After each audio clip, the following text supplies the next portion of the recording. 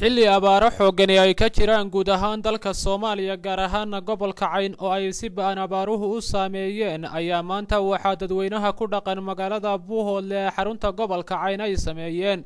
isu soo bax roob doona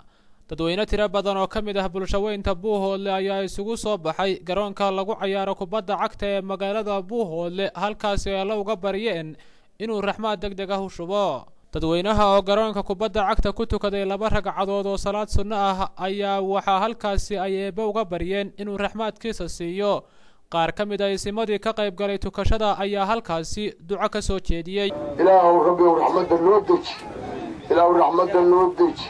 ilaahu raxmadda noo deji ilaahu rabbiyow dad iyo duunyo iyo saqiir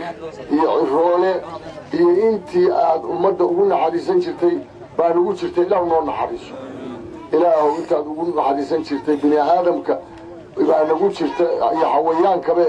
ilaahu noo naxariiso ilaahu raxmad khayr qabtaanu kaa barin ilaahu raxmad waasaca oo aan aafalahayn baan ilaahu ku weydiisan ilaahu dhulkaanu ka ducayna samada ka aqbal allahumma salli ala muhammad سبحان ربك رب العزة عما يصفون وسلام على المرسلين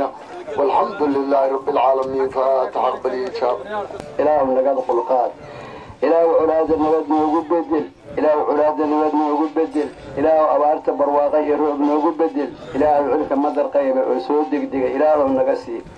إله أذان كبرينا إله أذان كوس وبمحني إله عدك أن يعلننا مشت إله أذان كو علننا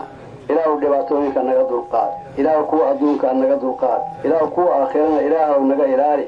إله طريق مستقيم كإله هذا وضون الرحسي سكستبها هاتي روب دونتاني أي مانتا سميين دادوينها كل قن قبل كعين أي وحا أي كسو بيق ميسا حلي أبار اللي حالي أي كتيران قبل كا inkastoo gobolku uu la wadaago abaarta inta badan bageeska Afrika haddana gobolka waxa uu dheer biyaha oo si aad ah ugu yar